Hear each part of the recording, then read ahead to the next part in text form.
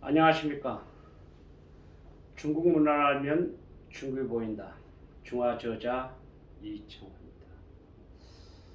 올해는 많은 사람들이 호랑이, 검정 호랑이 해내, 또한 이민년이네, 이런 어떤 다양한 이야기들을 많이 하면서 특별히 검정 호랑이에 대한 어떤 기운들을 생각하면서 연초에 기대들을 많이 하고 있습니다. 물론 저희 역시 그런 부분에 있어서는 남달리 새롭게 어떤 생각을 하면서 올해는 뭔가 좀 새로운 어떤 영역을 도전하면서도 기대를 해보는 그런 어떤 입장이지 않겠냐라는 생각입니다. 제가 1998년부터 중국을 왕래하면서 많은 느낌과 또 발전에 대한 어떤 부분들을 볼 때에 정말 우리가 한국에서 생각했던 다양한 어떤 부분보다도 참 어찌 표현할 수 없을 만큼 정말 큰 발전이다.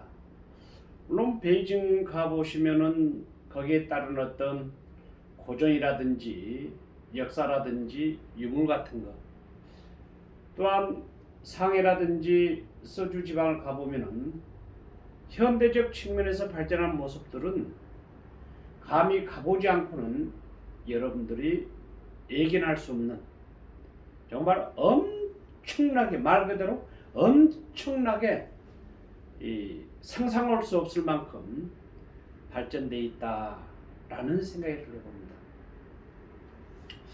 그러면서도 쭉 이어오면서도 1년에 서너 번씩, 때로는 7, 8번 왔다 갔다 하면서 우리하고 어찌면 가장 가까운邻나라지 않습니까? 이런 어떤 나라가 가까이 있으면서 중국의 어떤 변화된 모습, 변모된 모습, 그들의 어떤 발전된 모습들을 보면서 우리도 이제는 좀 새롭게 발전해야 되지 않겠느냐.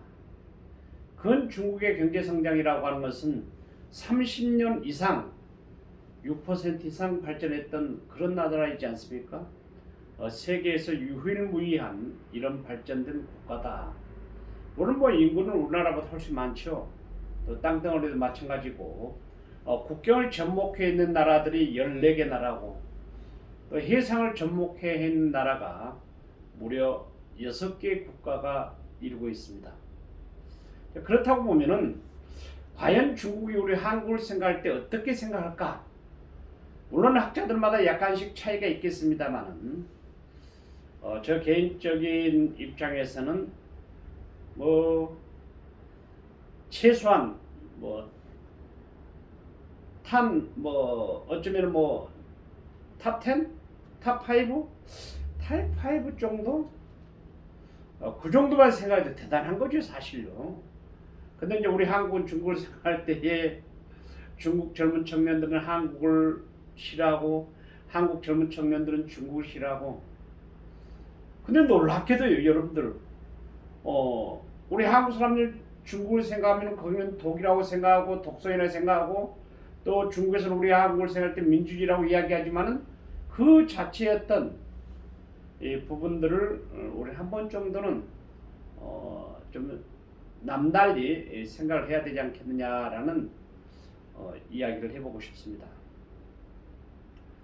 제가 중국 관련된 서적을 좀 다양하게 쓰기도 하고, 직접 제가 쓴 이 논문을 중국 가서도 발표도 해보기도 하고, 또 학생들에게도 우리 어떤 중국에 대한 이 이야기, 그다음 중국 어떤 용도자의 이야기를 가지고 강의도 하고 그랬었습니다만은 지금 그런 어떤 코로나가 터지고 난 다음에 중국의 어떤 변화상, 코로나 이후에 우리 한국의 어떤 변화상, 이런 어떤 모습들을 보면서 이제 늦어도 금년 안에는 제가 볼 때에 코로나와 함께 생활해야 되고, 코로나와 함께 우리 어떤 상생을 입장을 보아줬을 때에 한중 간의 어떤 교류도 더 활발하게 이루어지지 않겠느냐라는 생각을 해봅니다.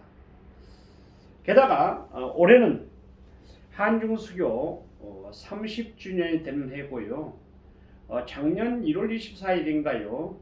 한국 문재인 대통령과 중국 시진핑 국가주석이 작년과 올해는 한중 문화 교류회를 정했습니다. 어쩌면 금년 2022년이 한중 교류 문화회가 마지막 해라고 볼 수 있겠는데, 뭐 마지막에 할 수 있겠어요. 이 문화라고 하는 것은 뭐 꼭 뭐 해를 정해서 우리가 정리를 하고 있습니다만은, 그럼에도 불구하고 이런 어떤 부분들을 지속적으로 우리가 이끌어 가야 되지 않겠느냐라는 생각을 해봅니다. 그래서 작년에 이제 제가 중국 관련된 집필을 이어지면서 생태 문명, 우리의 지구의 생명 이렇게 이제 집필 이후에 또 중국 문화를 알면 중국이 보인다. 이런 어떤 뭐 책들을 좀 계속 제가 쉽게 집필을 하면서도 과연 이제 중국이 가지고 있는 그 고유적 문화가 뭘까? 이런 걸 좀 생각해 보면서 어쩌면 우리와 함께 중국이 참 유교적 문화권에서 많이 좀 동일하다라는 생각을 해봅니다. 그래서 저는 올해는 며칠 전에도 유튜브를 제가 촬영하면서 그런 이야기했습니다.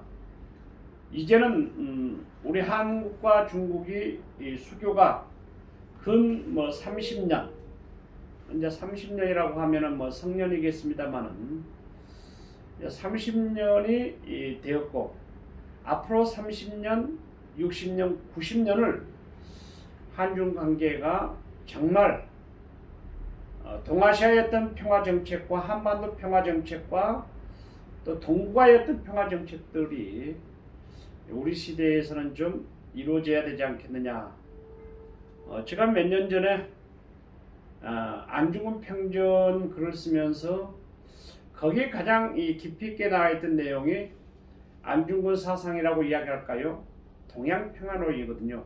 물론 완성은 되어 있지 않습니다만, 그럼에도 불구하고 한중일 청년들, 한중일 화폐라든지 애국어라든지 이런 걸 좀 같이 주장했던 그런 어떤 모습들을 보면서 우리 동양에서 있으면서 특히 아시아 지역에서 있으면서 중국과 또 가까운 또 일본과의 어떤 관계들은 우리가 좀 남달리 어쩌면 좀 가까운 이웃이라고도 할 수 있겠지만은 너무나 어떤 부분의 이질감보다도 서로가 껴안고 생활을 좀 해야 되지 않겠느냐.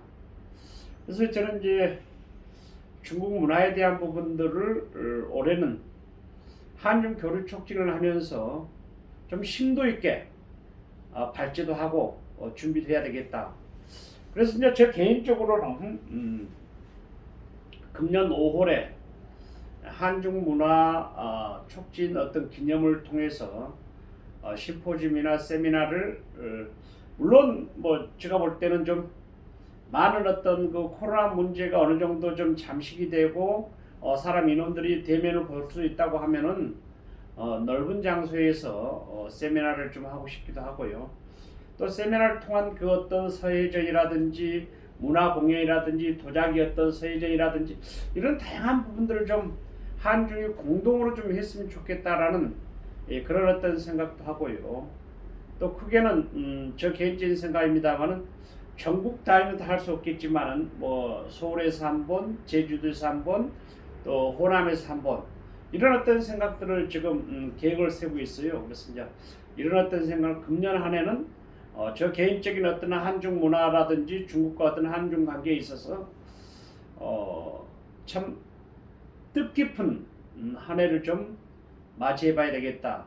더 나아가서 뜻깊은 행사들을 어쩌면 한중 문화 가운데서 좀 역사를 남길 수 있는 이런 어떤 그 생각하면서 앞으로 어떻게 좀 끌고 갈 것인가라는 그런 생각을 해보고 있습니다. 아무튼 저 어떤 유튜브 방송을 보신 분들은 혹시 여러분들이 한중 문화 교류에 조금이라도 어떤 뭐 연관이 있다든지 또 식문화라든지 의복문화라든지 차문화라든지 이런 어떤 다양한 어떤 것이 있지 않겠어. 실질적으로요. 뭐 문화라고 하는 것이 어떤 인류라고 볼 수 있겠고, 생활이라고 볼 수 있겠고, 또 체육이라도 볼 수 있지 않겠어요. 이런 어떤 아이디어들이 있으면은 저에게 여러분들이 가감하게 좀 이야기해 주시고, 또 아이디어도 제공해 주시고, 언제든지 제가 열려 있으니까 여러분들이 좀 모아주시면 좋겠다. 그래서 이제 이런 어떤 생각을 하면서 다음 달쯤 되면 제가 한중교류 촉진위원회 산하 한중교류 수교 30주년 기념위원회를 새롭게 출발하면서 새로운 어떤 조직의 분포들을 좀 만들어 보고 싶다라는 생각이 듭니다. 아무튼 뭐 제가 국민 여러분 하면 안 되겠죠. 한중을 사랑하고 또 나라를 사랑하고 우리 후대를 사랑하는 이 많은 어떤 이 시청자라 할까요, 전화하신 분들이 가감하게 저에게 좀 조언도 해주시고 좋은 아이디어도 여러분들이 좀 내주시면 좋겠다라는 생각에서 오늘 유튜브를 촬영하게 되겠습니다. 오늘 제가 한중 수교 30주년을 어떻게 좀 할 것인가, 제가 저 앉아서 이렇게 좀 쭉 촬영을 하고 있습니다만 많은 관심과 사랑들을 가져주셨으면 좋겠다라는 생각이 들고요. 이에 따른 다양한 어떤 부분에서 또 경제적 부분들도 필요로 합니다. 특히 이제 한국 기업도 좋겠고요. 중국에서 온 한국 기업들 또 여러분들 연관이 된다고 하면 좋겠어요. 그런 분들도 좀 같이 이 어떤 특별한 행사이기 때문에 같이 좀 동참하고 싶다라는 생각이 듭니다. 이 일은 어쩌면 저 혼자 할 수 있는 일이 아니지 않습니까, 여러분들요? 온대하고 크고 흔적을 남겨야 될 어떤 부분들이기 때문에 여러분들이 좀 많이 협조해 주십사라고 하면서 제가 아침에 인사를 드립니다. 지금까지 한중교류 촉진위원회 이창호였습니다. 감사합니다.